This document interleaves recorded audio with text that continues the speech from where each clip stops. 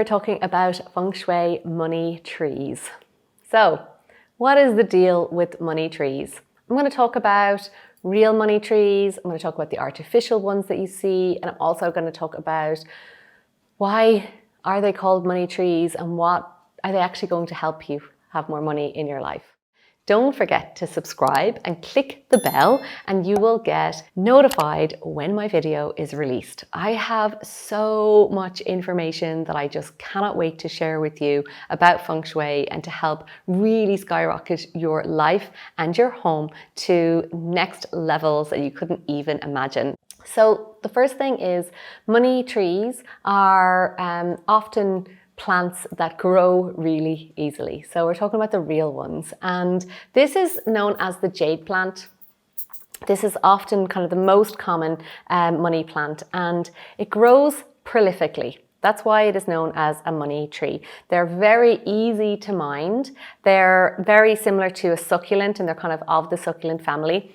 And the leaves are really thick and juicy. So when the leaves are really thick and juicy, it kind of like absorbs the liquid, and that is one of the kind of main reasons why they're known as a money tree. And the other thing is you can create more from the others. So you can take a cutting very simply from one money tree and literally pop it in water and it grows roots. Super, super easy. I have done it myself. So that is why they are called money trees, essentially because they could grow really, really easily. And that's what we want. We want things to grow easily and to like birth easily and to, root and have more and be prolific. And they can also grow to huge sizes. We had a giant money tree that was actually called Biscuit. He had her own name. We named him. And it was just like massive, massive money tree that was so abundant and felt really rich. So that's the first money tree I'm going to talk about. There's another money tree that's referred to as a money tree that's called Pachira Aquatica.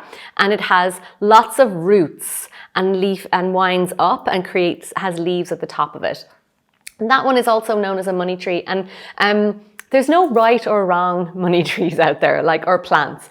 Really, for me, what plants represent is growth, upward growth, and that's what we want in our life. We want things to grow. We want things to proliferate, like to actually, have more of them. And that's kind of the symbolism. Now, the other part of the Feng Shui is the fact that the plants actually represent wood element, which is one of the 5 elements in Feng Shui.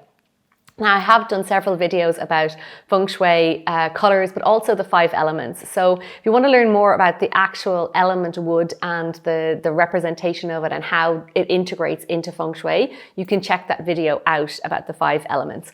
But in the meantime, is it bad to have money plants in your home? Not at all. Plants are great. They're alive, they're breathing, they're healthy, as long as they're healthy and looked after. I really like money plants and lucky bamboo. They're my favorite ones because they're really easy to grow. They're really easy to take care of, and that's very low maintenance.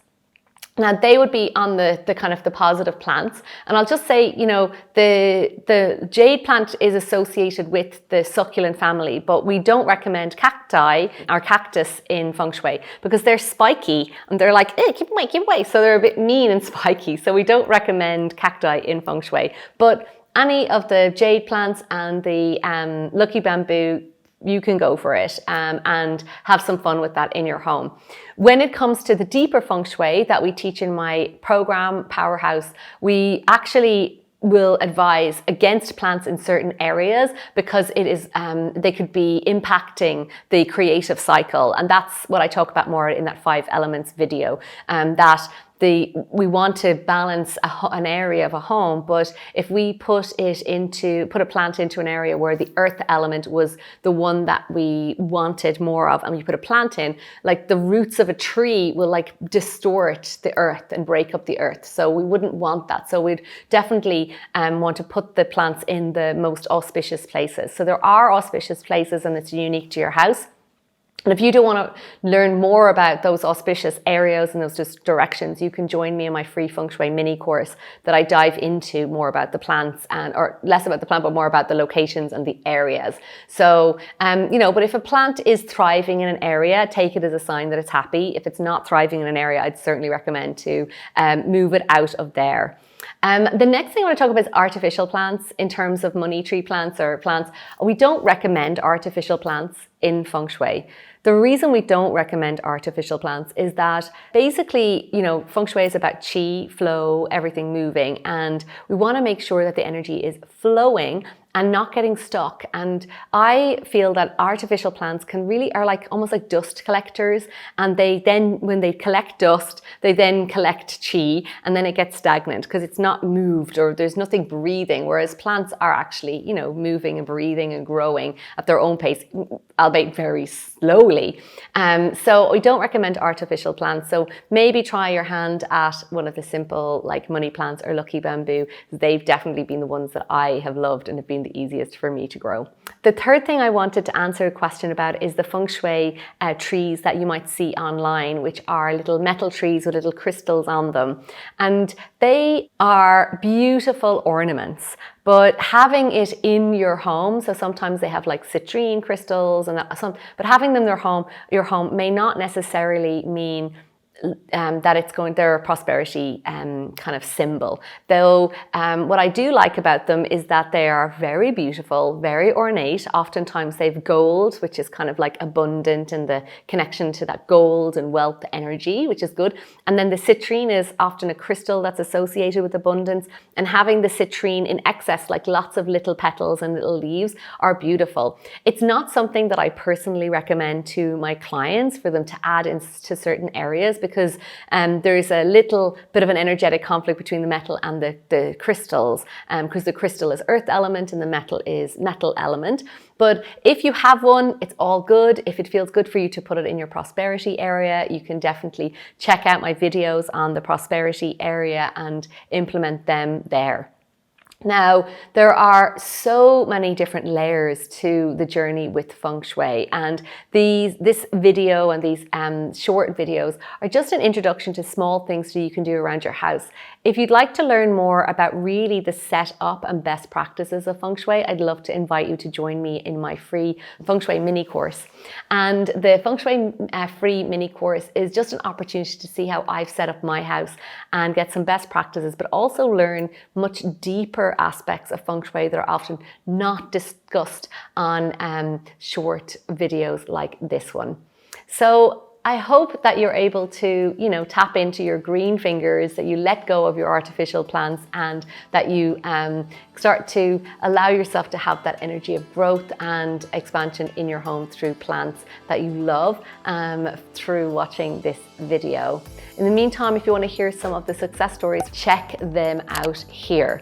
They will give you a nudge to go in the right direction, to call in more abundance, more flow, and more joy into your life. You come home and you're like, this is good. Living in a Feng Shui house really makes you feel happy. When I walk into my house now, I feel really cozy. People come to the house and they just love it. It feels right. I am so grateful.